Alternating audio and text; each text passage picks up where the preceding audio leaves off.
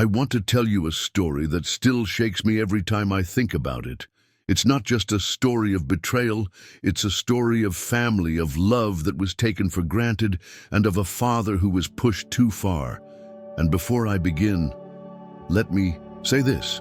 If you've ever been hurt by the very people you thought would stand by you, if you've ever felt invisible to the ones you gave your life for, then listen closely. Because what I'm about to share will remind you of a painful truth. Sometimes, the people you love the most are the ones who will cut you the deepest. And if you want to hear more stories like this, raw, real, and unforgettable, make sure you subscribe right now. Because here on Final Twist, we tell the stories that no one else dares to tell. My name is Edward. I'm 61 years old. People often describe me as quiet, steady, and maybe a little too forgiving. For most of my life, I thought those traits made me a good father, a good husband, and a decent man. But over time, I learned that sometimes being too forgiving is the very reason people feel they can walk all over you. I grew up in a working-class neighborhood in Ohio, the kind of place where you know your neighbors by name, and hard work was your ticket to survival. My father was a mechanic, my mother a school teacher. They raised me to believe that family was sacred, that no matter what happens in life, you protect your own. And that's how I lived my life. When I was 25, I met Linda, the woman who would become my wife. She was strong-willed, outspoken, and full of life. I was calmer, quieter, but we balanced each other out. We got married 3 years later, and when our daughter Amelia was born, I felt like my whole life had found its purpose. Amelia was everything to me. I worked long hours, sometimes 2 jobs, to make sure she had everything she needed. New clothes for school, piano lessons, even summer camps. I didn't want her to struggle the way I had growing up.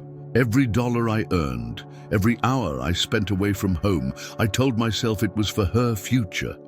But as Amelia grew older, I started noticing something. She always leaned toward her mother, and I don't blame her entirely.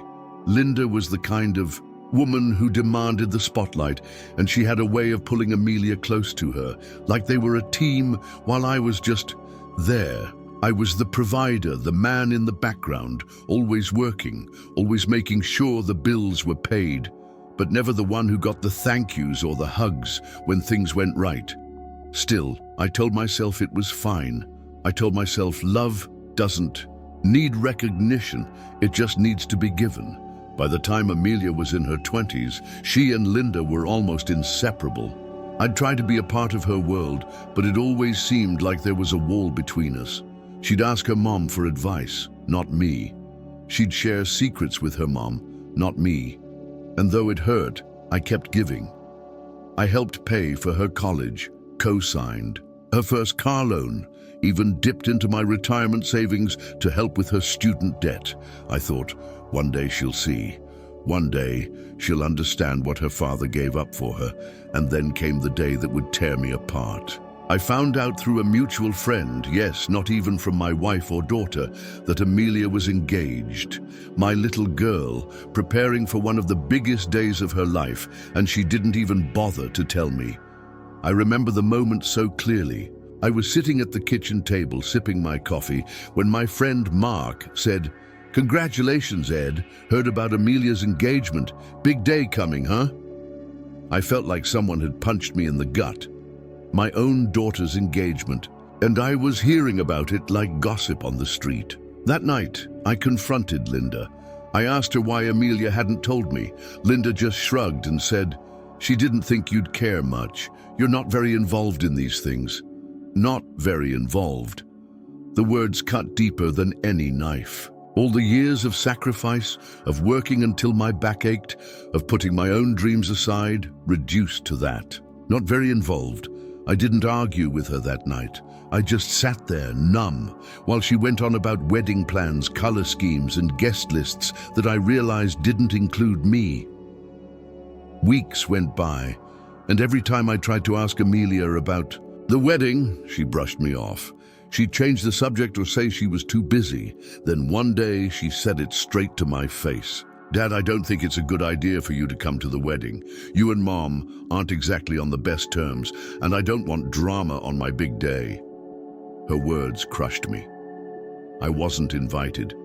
I, her father, who had given everything, for her, wasn't invited to her wedding.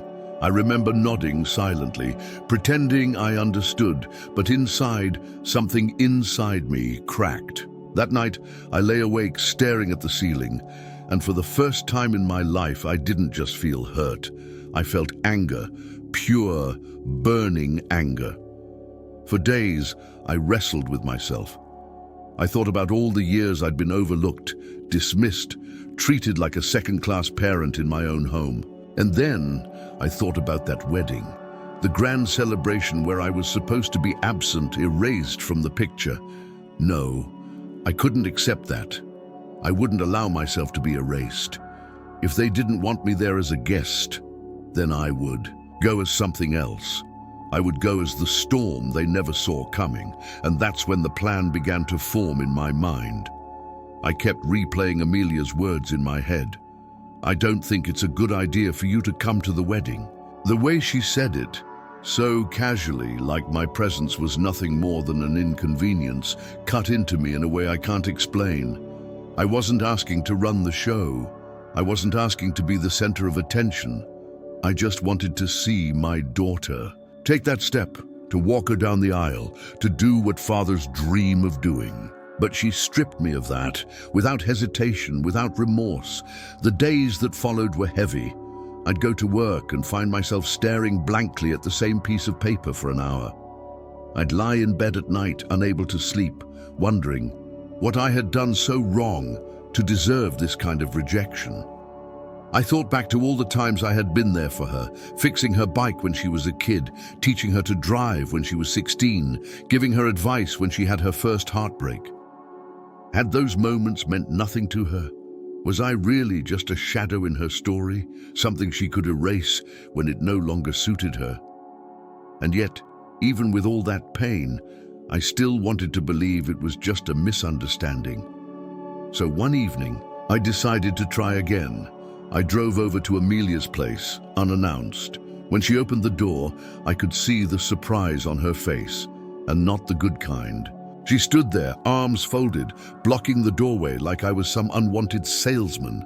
"Dad, what are you doing here?" she asked. I tried to smile, tried to keep my voice calm. "I just wanted to see you, to talk. Maybe we could go get dinner."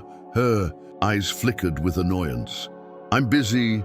Wedding stuff." That word, wedding, it was like salt in a wound. "Amelia, please," I said. "I know you don't want me there, but I need to understand why.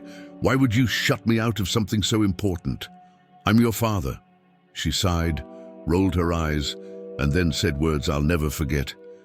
"Because you don't matter, Dad. Not in the way you think. You've always been distant, always hiding behind your work. Mum's the one who's been there for me. Mum's the one who matters." I stood there frozen, my heart hammering in my chest. I wanted to argue, to defend myself, to remind her of every sacrifice I had made, but I could see in her face that it wouldn't matter. She had made up her mind. In her eyes, I wasn't a father. I was just a man who happened to live in the same house. I walked away that night with a weight on my chest so heavy I thought it might crush me. By the time I reached my car, I could barely breathe, but as I sat there gripping the steering wheel, something shifted inside me. That pain, that rejection, it hardened into something else, something sharper, and then, just when I thought it couldn't get worse, fate decided to twist the knife. A week later, I was driving home from the grocery store when I saw it. A big, elegant banner outside one of the city's most expensive hotels. "Congratulations, Amelia and Daniel. Reception. Hall reserved. My daughter's reception, booked in a place so lavish it made my stomach turn. I knew instantly, Linda must have had a hand in this. Linda, who always wanted the world to see her as someone important, someone powerful. It made sense. The daughter she had molded into her mirror image would have a wedding fit for a queen, and I, the invisible husband and father, would be left in the shadows. But here's the thing, shadows don't stay shadows forever. Sometimes they rise and consume the very light that tries to ignore them. That night I poured myself a glass of whiskey and sat alone in the quiet of my living room. For the first time in years, I let the anger burn without trying to put it out. And as it burned, an idea began to form. If Amelia and Linda wanted me out of the picture, if they wanted the world to see their perfect little family without me, then I would give them exactly the opposite. I would show up, not as the invisible man they thought I was, but as the storm that would shatter their perfect facade. I began to think carefully. If I was going to do this, it had to be precise. It had to be undeniable. No shouting, no violence, no chaos. Just the truth, delivered in a way that no one could ignore, because the truth is a weapon far more powerful than rage. I started digging, quietly, carefully. I went through old financial records, credit card statements, even legal documents Linda had left carelessly in the filing cabinet, and what I found nearly made my blood boil. While I had been working myself to the bone, Linda had been quietly funneling money out of our joint accounts, paying for Amelia's lifestyle, for trips, for designer clothes, for things I had never agreed to. Tens of thousands of dollars, gone without a word. And Amelia knew. I could see her name on the transactions, see the things she had happily accepted. It wasn't just betrayal, it was theft. A theft of my future, my retirement, my hard work, and that was when my plan crystallized. I wasn't just going to show up at that wedding reception, I was going to show up armed with the truth. I would make an announcement that no one could forget, one that would expose both Linda and Amelia for who they really were. Every night after work, I pieced together my evidence. I printed out bank statements, highlighted transactions, wrote down timelines. I organized everything into a neat little folder, and as I did, I felt something strange. For the first time in months, maybe years, I felt alive, focused, determined. The day of the wedding crept closer, and with it, my nerves began to hum like electricity under my skin. Part of me wondered if I was going too far. Part of me still longed for Amelia to come to her senses, to call me, to say, "Dad, I'm sorry, I want you there." But the call never came. The silence was all the answer I needed, and so, the night before the wedding, I stood in front of the mirror, folder in hand, and whispered to myself, "Tomorrow, you stop being invisible. Tomorrow, they'll see." I didn't sleep much after that night with the photo albums. My mind kept circling back to the image of my daughter, standing in her wedding dress, smiling as though everything in her world was perfect, except me. I couldn't shake the thought. How could she erase me so easily, like I was nothing but a shadow in her life? I carried her for 9 months, held her when she was sick, cheered for her at school plays, and somehow, none of that mattered anymore. My chest ached with a pain I didn't even know was possible. But anger started to grow alongside the hurt. It was slow, steady, like a flame licking the edges of my heart. And soon, it was all I could feel. I was invisible to her in that perfect little celebration. And it wasn't just a mistake, it was intentional. She had chosen to cut me out of the biggest day of her life. And as much as that hurt, it told me one thing. She didn't want me there because she didn't want the truth to be there. Because the truth is, I knew things about her groom that she probably hoped I'd keep buried. I'll admit something now, something I haven't told anyone until this moment. Part of me wanted revenge, not just for the betrayal, but because I knew I held the power to shatter that perfect image she worked so hard to paint. And if she thought she could erase me from her life, she was going to learn that I wasn't someone you could simply discard. Still, I didn't rush into anything. I wanted to be sure. My first step was finding out every detail I could about the wedding and reception. That wasn't too hard. People love to gossip, and small-town whispers travel faster than any official invitation. One of my old friends, who worked at the local florist, casually mentioned how beautiful the arrangements had been at that big wedding last weekend. I leaned in, asked a few innocent-sounding questions, and before long I had more details than I could have hoped for. I knew the venue, the guest list, even the fact that the couple had planned a grand champagne toast at the reception.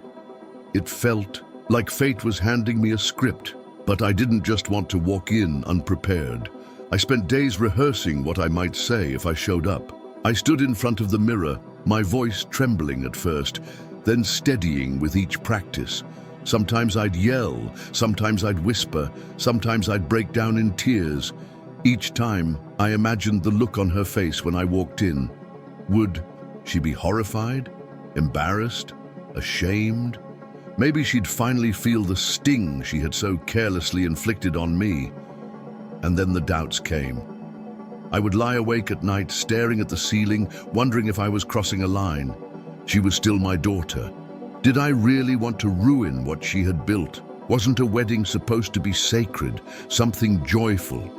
But then, in the quiet of those nights, the memory of her laughter without me, her smile without me, played over, and my doubts dissolved into a sharper determination. She had already ruined my peace. All I wanted was for her to know what that felt like. The days stretched on, and the ache in my chest grew heavier. I'd bump into old neighbors at the grocery store, and they'd say things like, "You must be so proud of your daughter. That wedding looked magical." I'd force a smile, nod politely, and then go home and cry behind closed doors. Proud? Proud of what? Being abandoned by the very child I raised? No, pride wasn't what I felt. What I felt was humiliation, and humiliation is a powerful motivator. One night, I poured myself a glass of wine and sat at the kitchen table with a notebook. I wrote down every possible version of my plan.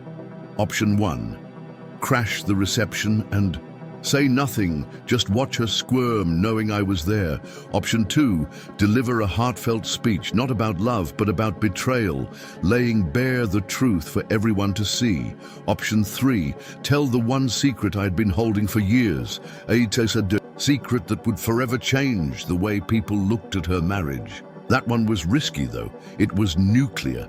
And even though my anger burned hot, I wasn't sure I was ready to drop a bomb that could never be undone. As I sat there scribbling, I caught sight of a photo on the fridge. Me holding her when she was just a baby, her tiny fist gripping my shirt like I was the only anchor she had in the world. My eyes stung with tears. How did we get here? From that pure love to this icy silence. Maybe that's what hurt the most. The memory of how close we used to be compared to the chasm between us now, but the truth was, I couldn't let it go. Not this time, not when the whole world believed a lie, while I carried the weight of the truth alone. If she thought she could silence me by excluding me, she had underestimated me. So I made a decision. I wasn't just going to the reception. I was going to speak. And not just a few bitter words. I was going to tell the story she didn't want anyone to hear. The story of how she treated me in the years leading up to that wedding. The story of how family isn't something you get to edit for convenience. The days leading up to the event were a blur of nerves and adrenaline. I chose my outfit carefully, not too flashy, not too humble. I wanted to look dignified, someone whose words would carry weight. I practiced my tone, even worked on keeping my hands from trembling. The last thing I wanted was to look like a desperate, bitter parent. No, I wanted to look like someone who had finally had enough, and when the day came, my heart pounded with every step. I drove to the venue, parking a few blocks away so no one would see me arriving.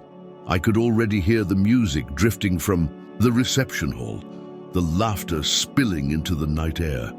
For a moment, my chest tightened. I thought about turning back, about letting her have her perfect night and swallowing my pain like I always had. But then I remembered all those sleepless nights, all the tears, all the humiliation, and my spine straightened.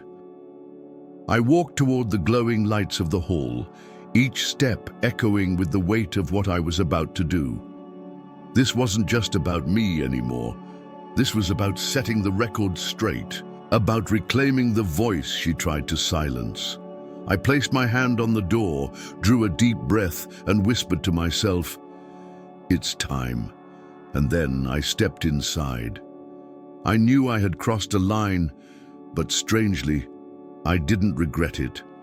After all, those years of swallowing my pain, of pretending everything was fine for her sake, something inside me had finally snapped. It wasn't rage for rage's sake. It was a sense of justice. I had been erased from her life, discarded like a worn-out coat, and yet I was the one who had sacrificed the most. I had built her world, brick by brick, only for her to shut me out of it on the most important day of her life. The days leading up to the wedding reception were the hardest. I kept thinking about turning back, about sending her a quiet message instead. But then I'd remember the way her words cut me on that call, as if I had no place in her story anymore. I would hear her voice again, cold and firm. "You're not invited, Dad." And each time I replayed it in my head, I felt that weight in my chest harden into resolve. I was meticulous with my plan. If I was going to show up, it couldn't be sloppy, and it couldn't be about causing a scene without purpose. It had to mean something. It had to leave a mark so deep that no one, not my daughter, not her husband, not a single guest, would forget who I was and what I had been denied. The night of the reception, I dressed carefully. A black suit, pressed shirt, polished shoes. My hands trembled as I tied my tie, not from fear, but from anticipation. For years I had looked in the mirror and seen only a man growing older, lonelier, weaker. That night, I saw someone else. I saw a father who had been pushed aside for too long and was finally ready to stand in the spotlight, even if just for one night. I arrived at the reception hall early, standing across the street in the shadows, watching guests trickle in. It was a beautiful place. String lights draped across the garden, music spilling softly into the night, laughter echoing as people greeted each other warmly. Every sound, every light felt like a dagger. That was supposed to be my joy too. That was supposed to be a night where I stood tall, smiling at my daughter, proud and teary-eyed as she celebrated the start of her new life. But I wasn't given that chance.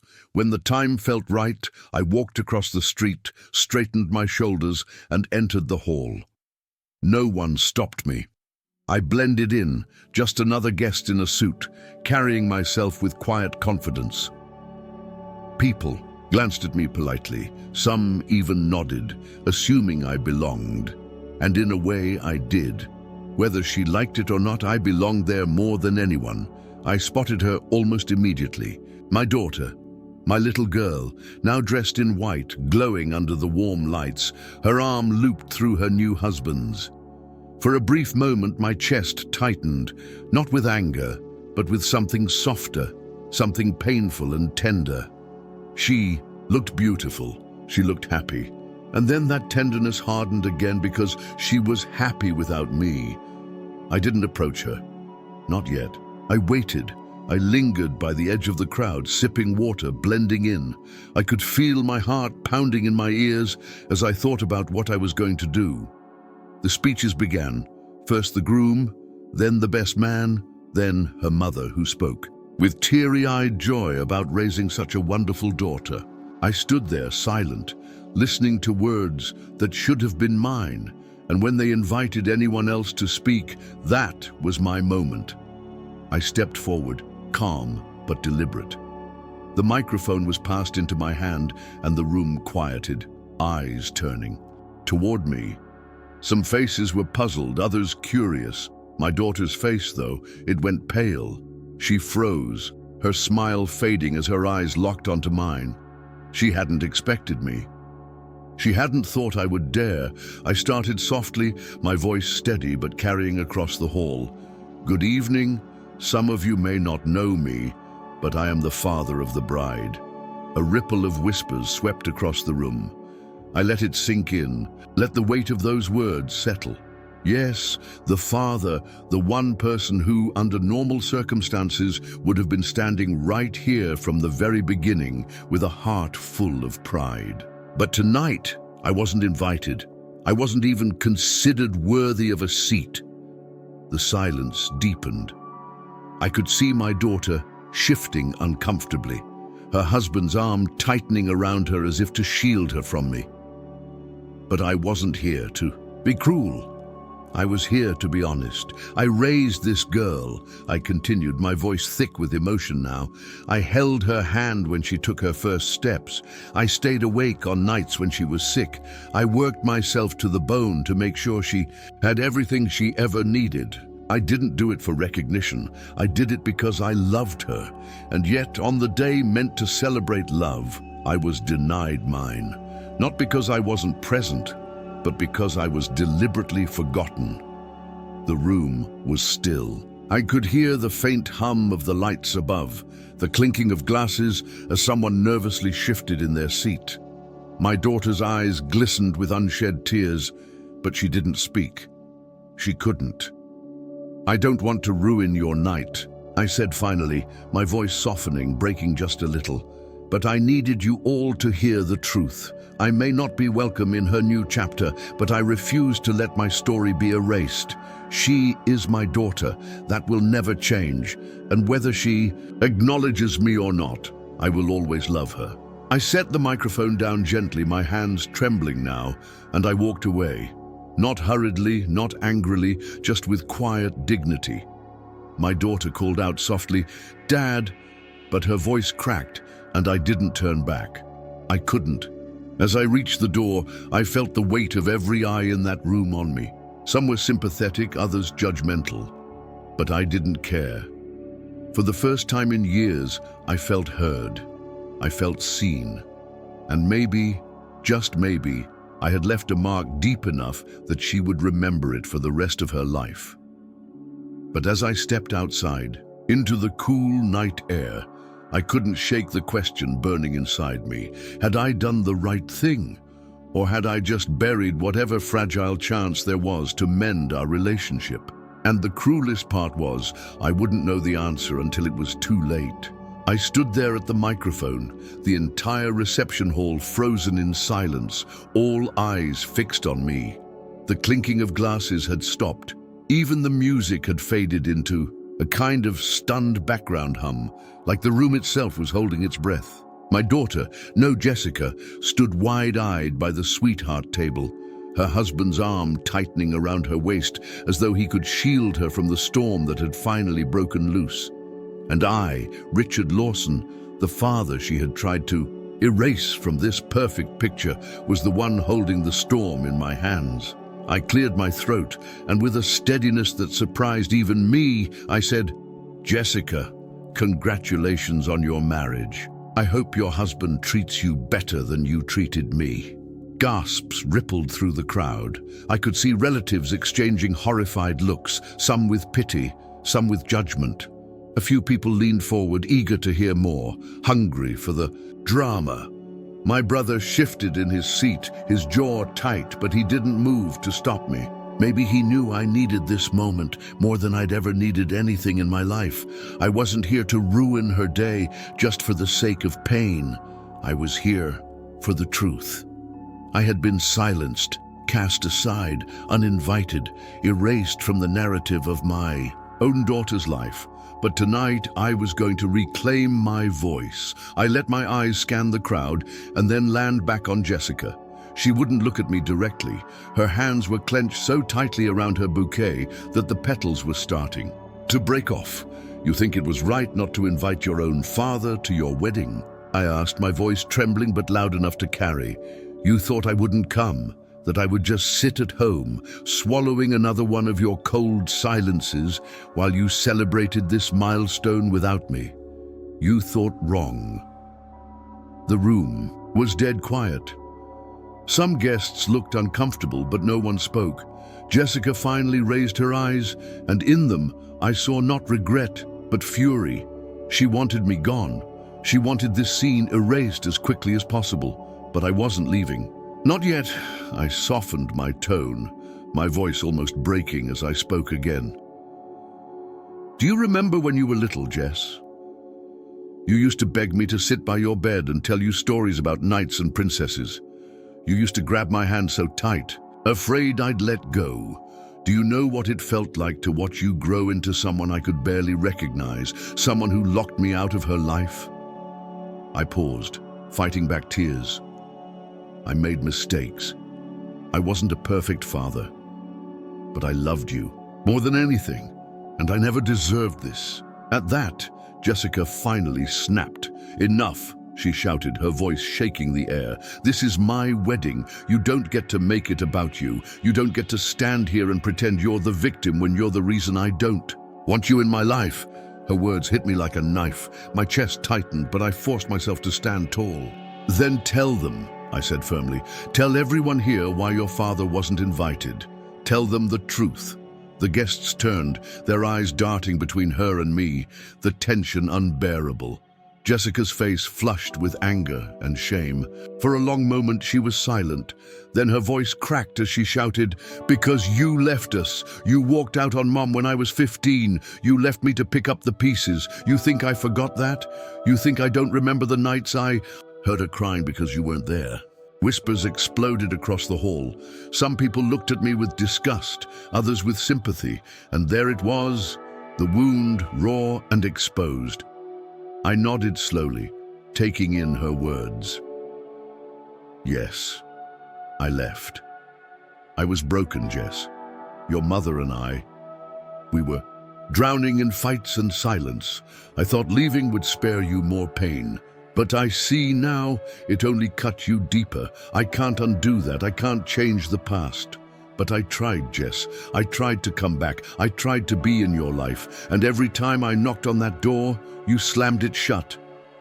Jessica's lips quivered, but she said nothing. Her husband whispered something in her ear, but she brushed him off, her eyes still fixed on me. I turned to the crowd, to the family and friends who sat frozen in this uncomfortable theater of truth. So yes, maybe you all think I shouldn't be here. Maybe you think I ruined her wedding. But tell me, what kind of father sits at home quietly while his only daughter erases him completely? What kind of father doesn't fight for one last chance to be heard? I stepped back from the microphone then, my heart hammering. My hands were shaking so badly I had to grip the podium to steady myself. The silence that followed was suffocating. Then, to my shock, a single clap broke out. It was my brother. He stood, his hands firm, his eyes locked on me. Slowly, a few others joined, hesitant, scattered, but real. Not everyone, but enough to remind me I wasn't invisible. Jessica was crying now, her mascara running. She turned away, clutching her husband's hand, and whispered something I couldn't hear. I didn't know if it was anger or grief, or maybe both.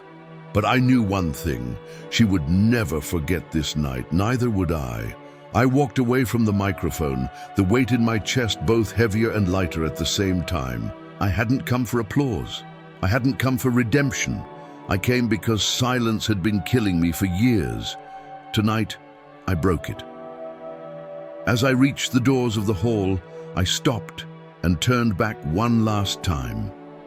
Jessica met my eyes, and for just a fleeting second, I thought I saw the little girl who used to hold my hand so tight.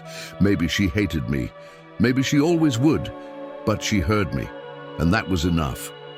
I walked out into the cool night air, my heart pounding but strangely calm. The stars above seemed sharper, clearer, as if the universe itself had been waiting for me to speak my truth. Maybe this wasn't reconciliation.